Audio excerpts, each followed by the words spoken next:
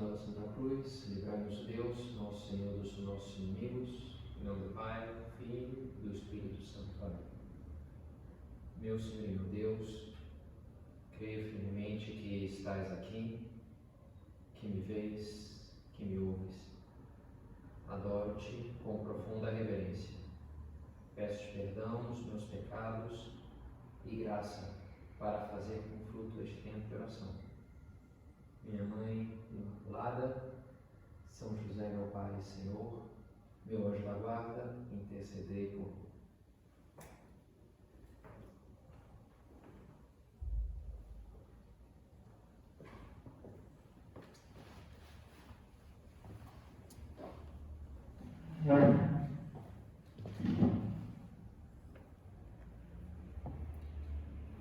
Já não vos chamo servos, porque o servo não sabe o que faz o seu senhor, mas chamei-vos amigos, porque tudo quanto ouvi de meu Pai vos dei a conhecer. A amizade é um certo âmbito de comunhão de vida. O homem é um ser social, a gente foi feito para existir junto com outras pessoas. Ok, que também precisamos de algo de isolamento, às vezes, né? de silêncio, de solidão, mas precisamos, desde que nascemos, né? Para nos desenvolvermos, de ter outras pessoas, de conviver, a família, os irmãos, os amigos, os pais. E a solidão, de ordinário, é algo ruim. Quando alguém diz, não, eu me sinto muito acompanhado, em geral é uma coisa positiva, né? Eu sinto tem gente do meu lado, né? Isso é uma coisa boa. Em geral, quando alguém fala, me sinto sozinho, está significando uma coisa ruim. A princípio, estar sozinho não é bom, estar acompanhado é bom. A gente precisa, claro, tem circunstâncias e circunstâncias, mas muitas vezes a solidão está associada a isso, a uma certa angústia, um sofrimento, uma insegurança. A gente precisa de companhia e a gente experimenta essa companhia desde que nascemos e na família, mas depois também na turma, no colégio, no futebol, nas festas, na amizade.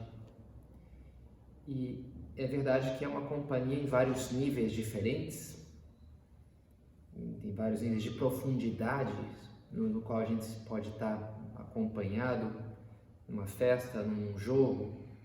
Bem, são âmbitos um pouco mais exteriores, a gente poderia dizer.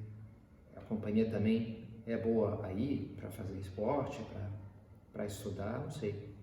Mas não há dúvida que a amizade implica uma comunhão de vida, uma companhia, estar juntos de maneira muito mais profunda, no qual a gente compartilha os dramas mais profundos da nossa vida, quem sabe, aquilo que mais mexe com a gente, aquilo que mais nos causa um impacto maior, né?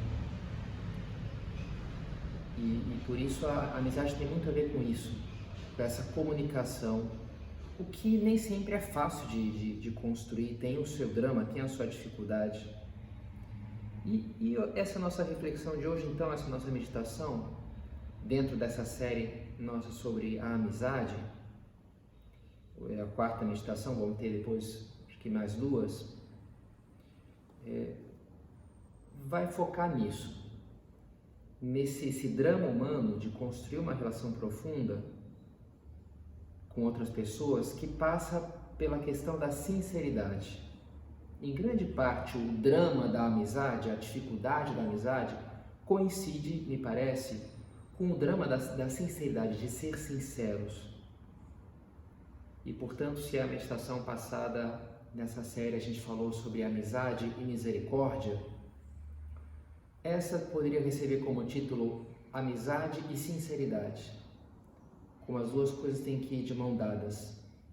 Para eu ter relações profundas de amizade com as pessoas, eu preciso muito de atingir uma sinceridade profunda também, de ver o valor da sinceridade. Qual talvez seja a primeira grande barreira para a sinceridade e, consequentemente, para a amizade? Poderia dizer que é o medo. às vezes acontece, né, de uma criança que é muito extrovertida e alegre e muito dada, né, com os adultos, e aquela criança entra na adolescência e ela se fecha, fica lá no seu quarto, não quer falar com ninguém, tem lá convidado, prefere não estar junto, prefere não sair de casa, se fecha um pouco numa bolha na qual ela quer ali estar protegida porque ela se sente exposta. Por quê? O que mudou? Se antes era uma criança tão feliz é porque agora o drama da adolescência tem muito a ver com isso, né? Com provar o meu valor, ser aceito pelos outros, ser admirado. A menina que tem que ser bonita ali, considerada bonita pelos guris, porque e o rapaz que também tem que provar o seu valor no mundo atlético, profissional, acadêmico, no mundo social, entre os amigos e as gurias, as meninas, né? Esse medo de frustrar a nossa sede de amor, de ser amados pelos outros. Esse medo de pensar que talvez eu não seja bom o suficiente e por isso vão me achar ridículo e por isso não vão rir de mim e não vão me amar. E no fundo, o fundo da coisa é essa, né? Que talvez eu não seja bom o suficiente para merecer ser amado pelos outros. E isso me faz me fechar. Interessante, um autor espiritual falava um texto assim espiritual, dizendo de uma espécie de oração que se dirigia a Cristo e dizia, né, eu evitava os teus olhos. O Apocalipse fala dos olhos de Cristo, acho uma coisa bonita do Apocalipse. Eu evitava o teu olhar porque eu tinha consciência dos meus pecados e minhas misérias, então. Mas um dia que eu tomei coragem, eu olhei para ti nos olhos e só encontrei nos teus olhos nada de condenação, mas só esse eu te amo que tu me dizias, né? Um pouco, resumindo um pouquinho, é um texto assim piedoso, né, que fala disso. E é interessante, o Evangelho tem muito a ver com isso, né? Veio para que os seus, mas os seus o rejeitaram.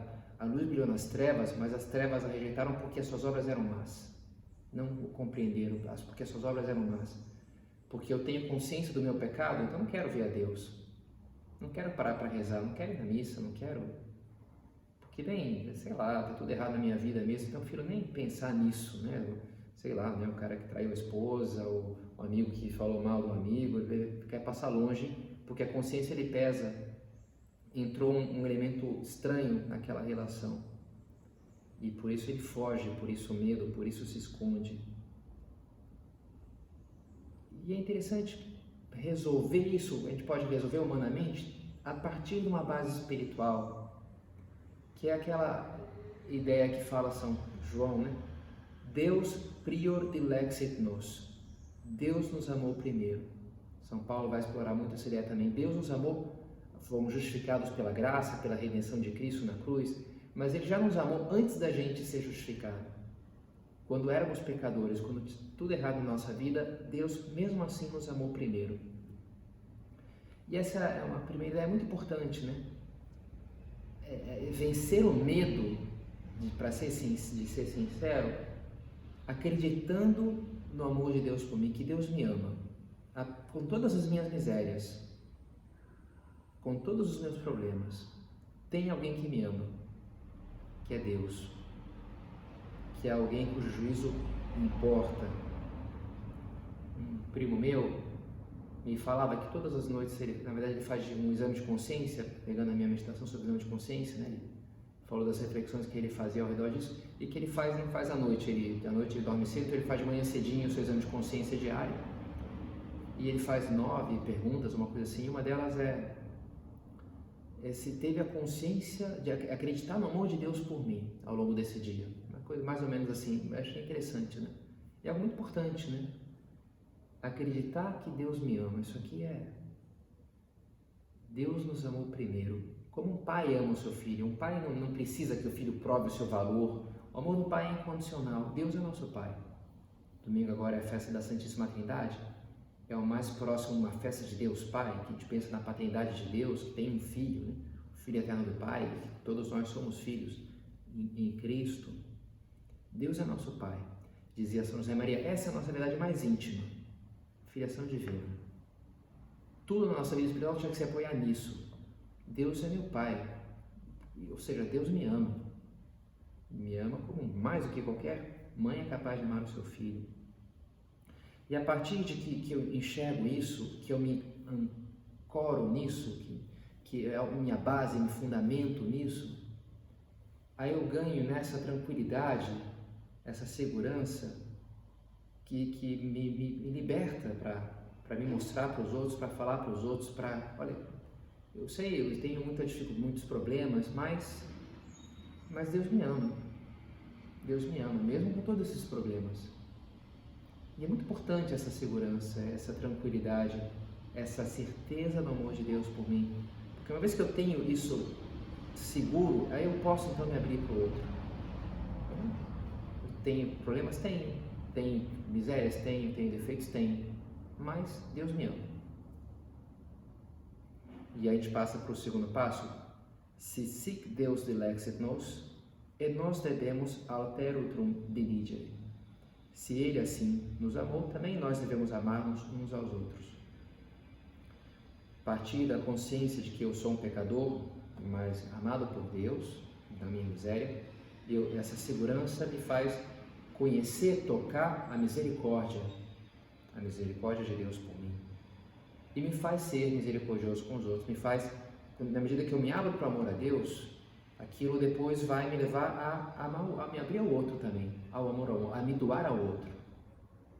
São João, é a citação que eu acabei de fazer, o raciocínio não é, se Deus me amou, então eu amo a Deus. Não, é transitivo, né? Se Deus me ama, então eu amo o meu próximo. Se eu, sei lá, os meus pais, né, cuidaram de mim quando eu era bebê, então eu vou cuidar dos meus filhos, bebê, né? E se eu recebi, eu vou doar, como um fluxo. A misericórdia é assim, a amizade é assim, o amor é assim. Quando uma pessoa se sente amada, às vezes ela desabrocha na sua personalidade, né? Quando uma criança tem ali um lar que tem todas as suas carências afetivas bem solucionadas, aquela criança vai ter mais facilidade para ser amigo dos outros, para se doar para os outros.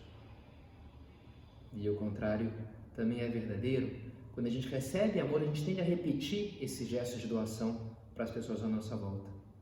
E Nosso Senhor relaciona muito isso, né? A misericórdia que a gente recebe com a misericórdia que a gente entrega, que a gente dá para os outros. Na medida em que eu acredito que eu tenho algo de bondade, porque Deus me ama, apesar de eu tocar diariamente tantas coisas mesquinhas, ridículas e o meu egoísmo, mas algo que passível de amor eu tenho, porque Deus me ama. E à medida que eu acredito então na minha bondade, na minha potencial bondade, aquilo me ajuda, me habilita a acreditar também na bondade dos outros, na potencial bondade dos outros. Eu ganho esse olhar aberto e compreensivo aos demais, por mais que também tenham problemas e dificuldades e misericórdia e misérias, né?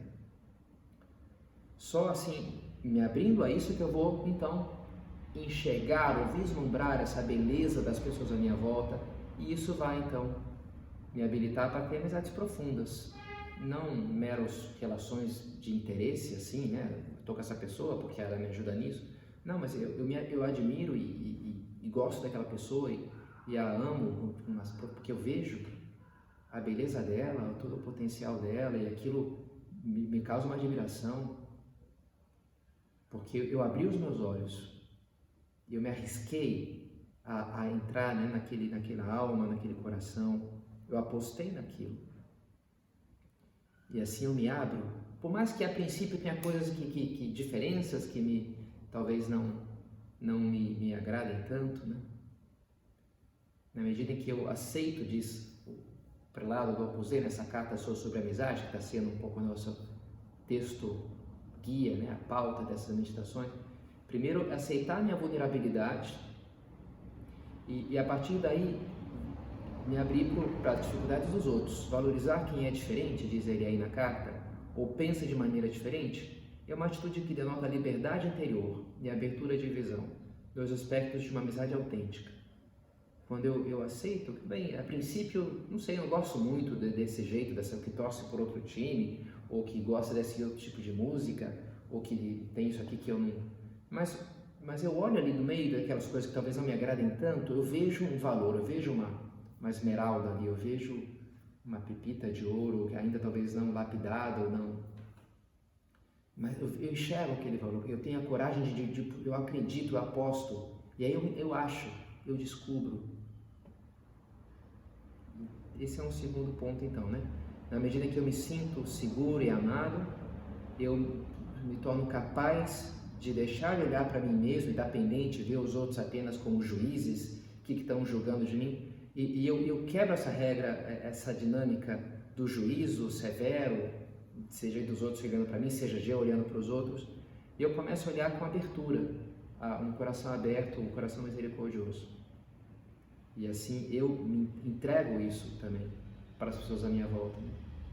Como Cristo não veio nos condenar, mas nos salvar, e se doava e se entregava, e se arriscava pela amizade, e escolheu Judas que o traiu depois, e os apóstolos, o próprio Pedro, em certo sentido, também o traiu, e Jesus sofria, e quando morreu Lázaro chora. Jesus se entrega, se expõe, se arrisca, porque ama, porque ele comunica esse amor que ele recebeu do Pai. Já vos não chamo servos, mas amigos, porque vos dei a conhecer tudo. E dá, entrega, vive uma relação aberta, se arrisca, se doa às pessoas. Interessante esse livro, A Volta do Filho Pródigo, Henry Nouwen, que ele fala um pouco a partir de um quadro de Rembrandt, chamado assim, A Volta do Filho Pródigo, e um pouco ele vê ali o seu caminho espiritual, como a princípio os seus pecados, ele se arrepende como filho pródigo e resolve voltar para a casa do pai e ter uma vida junto a Deus. Mas depois ele nota em si uma atitude um pouco dura e severa com as pessoas que não tinham ainda se convertido ou assumido uma vida espiritual com o mesmo fervor que ele experimentava naquele momento, e olhava e meio que desprezava aquelas pessoas e jogava esses pecadores. E aí ele se identifica não já com o filho pródigo, mas com o irmão mais velho da parábola. Interessante, né? Que é aqui o duro, que nunca saiu da casa do pai, fez tudo certinho, digamos assim, né? Mas ao mesmo tempo eram os fariseus ali, né? Que lhes faltava misericórdia, lhes faltava um amor mais autêntico, a consciência dos seus erros e pecados. Por isso era um orgulho e por isso fechava a graça que isso veio trazer. E aí o autor desse livro se dá conta, bem, eu deixei seu filho pródigo, ok, mas eu me tornei irmão mais velho, e isso não está ok, né? Então eu tenho que dar um segundo passo de me tornar então o pai misericordioso. Seja misericordioso como vosso pai do céu é misericordioso, né? Jesus nos pede para saber perdoar como Deus nos perdoa. Se Deus nos perdoa, também eu tenho que perdoar o outro, também eu tenho que dar 70 vezes 7 vezes para o outro, para que se arrependa, para que se emende. Essa coisa transitiva, esse fluxo de me abrir, a coragem para uma amizade sincera, esse olhar profundo, querer de fato conhecer a pessoa na sua beleza mais profunda. E uma última citação que queria trazer, para uma terceira e última ideia da nossa meditação, é aquelas palavras que diz Nosso Senhor: se o teu olho for simples, todo o teu corpo estará iluminado. O olho simples, né, que é o olho complicado, é quando ele está dobrado sobre si mesmo. Como é que é o termo grego? Aplexos, alguma coisa assim, né? Não dobrado, mas significa isso, né? Não dobrado. O simples é o plano. O olho dobrado é isso, quando a vaidade, a timidez, o que me leva a estar olhando para mim mesmo. Agora, quando eu venço isso, eu me torno simples, humilde, despreocupado com a minha imagem, a opinião dos outros, eu passo a olhar a realidade e olhar para as pessoas. E aí começo a conhecê-las de verdade, na sua beleza. A sinceridade me abre para a realidade e é já uma luz, mas ao mesmo tempo é uma abertura para mais luz. Se o olho for simples, todo o corpo será iluminado. A sinceridade é um ponto de partida, mas não só, mas é também um processo contínuo da luz que vai entrando. Eu escolho ser sincero, ter uma relação aberta com as pessoas, olhar com profundidade para os seus corações, olhando para mim, em primeiro lugar, para a minha miséria, apesar e enfrentando essa miséria e não perdendo a esperança, porque eu sei que Deus me ama, apesar dela. Então eu tenho coragem de olhar, de me mostrar, de ver a verdade, de expor a verdade. E isso dispara um processo em que essa verdade cada vez cresce mais. Cada vez cresce mais. Como assim? É uma verdade que cresce?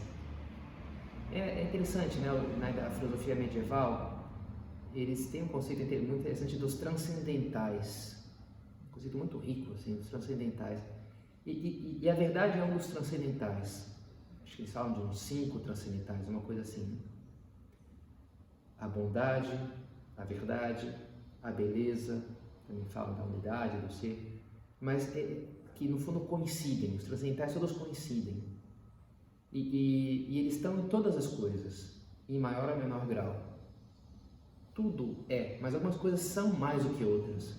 Tudo tem algo de beleza, mas algumas coisas são mais belas do que outras.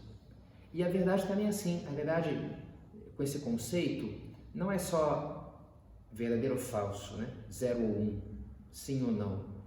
É algo analógico, não é digital, digamos assim, né? Não é só branco ou preto. Não, tem um cinza. Uma coisa pode ser mais verdadeira do que outra. Tem verdades mais profundas do que outra. Tem verdades mais superficiais e verdades mais profundas. E também nesse processo a sinceridade não é só, bem, eu escolho ser sincero, agora eu estou apto a ser amigo das pessoas. Não, é o que cresce, né? Eu posso crescer. Quanto mais eu consigo ser sincero, uma amizade maior eu vou ter com as pessoas. E maior que seja a minha amizade com as pessoas, mais vai me ajudar a ser mais sincero, a ser mais verdadeiro. Louis Lavelle, ele fala, né, que existe uma sinceridade voluntária e a sinceridade possível. Uma coisa é querer ser sincero, outra coisa é ser capaz. Porque às vezes eu posso até querer, mas não sou capaz, porque eu não estou enxergando o que de fato aconteceu, por que de fato eu fiz aquilo que eu fiz. Então eu falo o motivo que eu me enganei, digamos, que eu me convenci, mas não é o verdadeiro, porque eu tô me auto-enganando. Então tô sendo sincero? Tô, mas não tô, porque assim, no âmbito mais superficial da minha consciência é aquilo que eu penso, quem sabe? Mas lá no fundo, se eu cavar um pouquinho, eu vou ver que não é aquilo que eu penso. Aquilo é só um slogan que eu adotei para me tranquilizar a minha consciência. Então existem vários níveis de verdade, várias profundidades, né? E às vezes isso é importante, porque às vezes pode cair num certo erro de achar que ser sincero na amizade, eu sou assim mesmo, eu falo o que eu penso, eu me mostro como eu sou, eu não estou afim eu estou afim de usar bermuda aqui no casamento do meu amigo, então eu vou lá e vou de bermuda, porque eu sou sincero. Eu achei que ficou ruim o cabelo da minha irmã e fala, ficou horrível esse teu cabelo, ficou lamentável, né? Tá horrível, porque eu sou sincero. Isso é sinceridade? Olha, em certo sentido sim, né? A pessoa não está mentindo, de fato ela achou horrível, se for o caso, né? O cabelo da irmã pode ser o caso. Mas, ainda que isso seja uma verdade, talvez seja uma verdade mais importante o quanto ela se preocupa com a irmã e sabe, olha, sei lá, minha irmã cortou o cabelo, agora não tem muito o que fazer e ela vai se sentir horrível. Então não vou mentir dizendo, olha, adorei, ficou sensacional. Mas também não preciso ser tão cru assim, né, de falar, não, ficou... Falar, olha, não tá tão ruim, né? Tô mentindo não, se eu tô mentindo eu posso fazer, não é verdade, isso eu não posso fazer.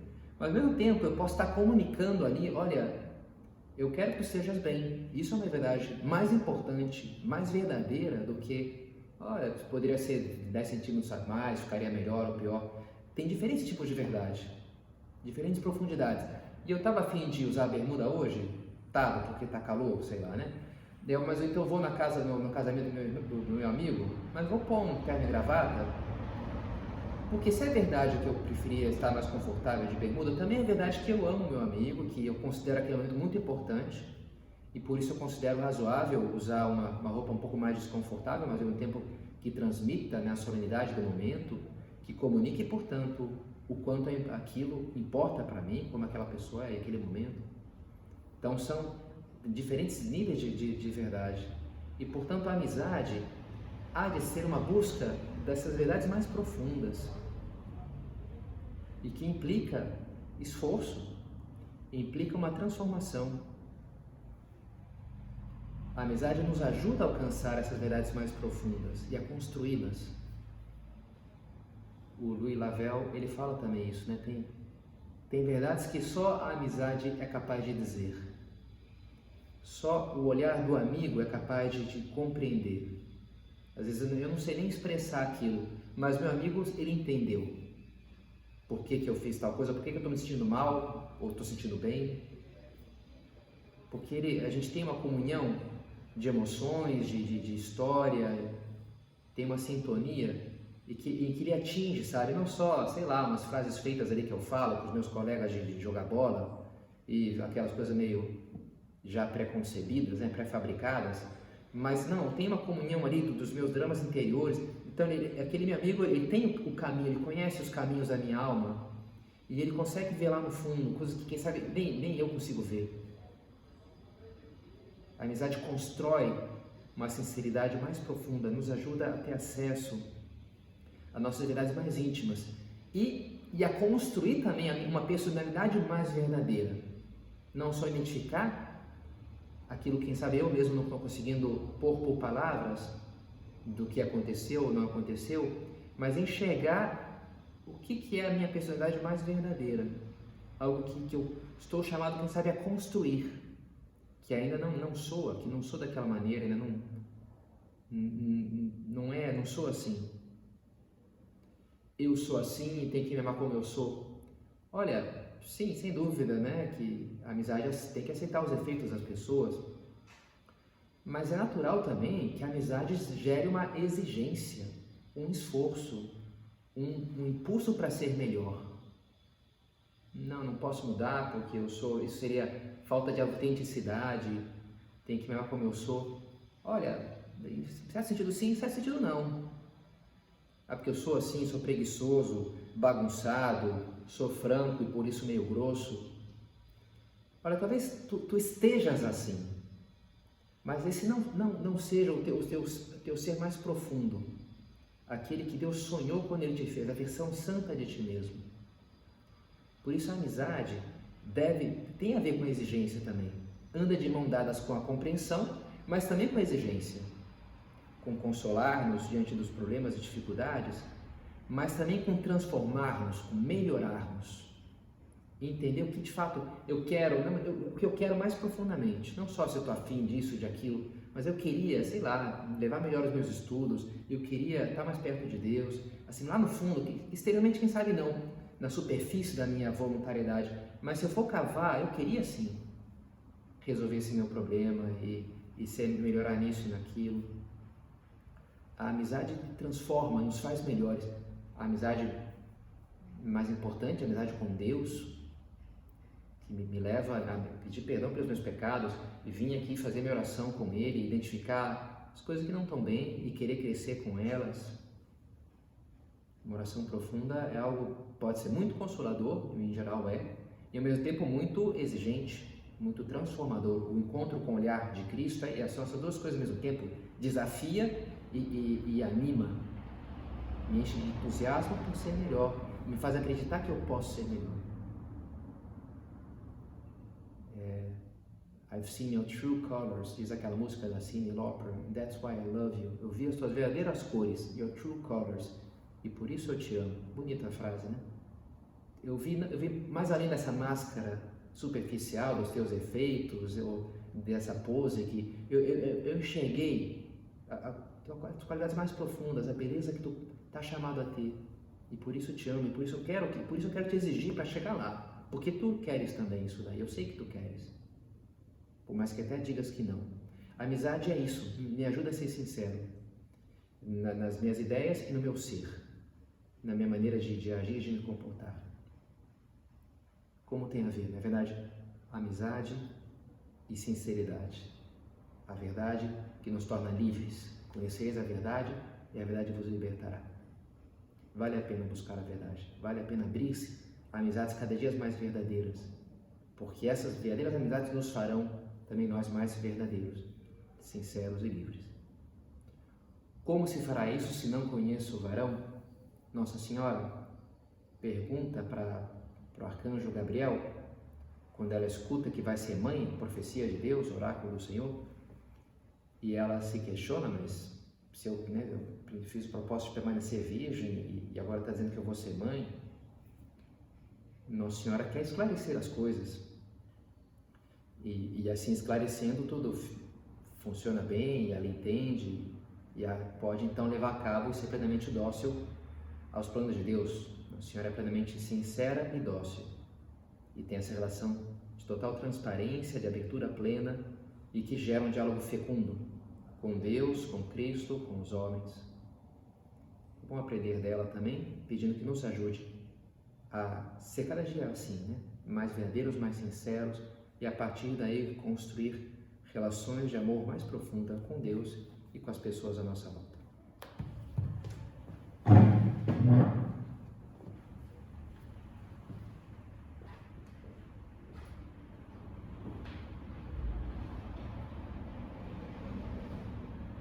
Dou-te graças, meu Deus, pelos bons propósitos, afetos e inspirações que me comunicaste nessa meditação. Peço-te ajuda para os pôr em prática. Minha Mãe Imaculada, São José, meu Pai e Senhor, meu anjo da guarda, intercedei por mim.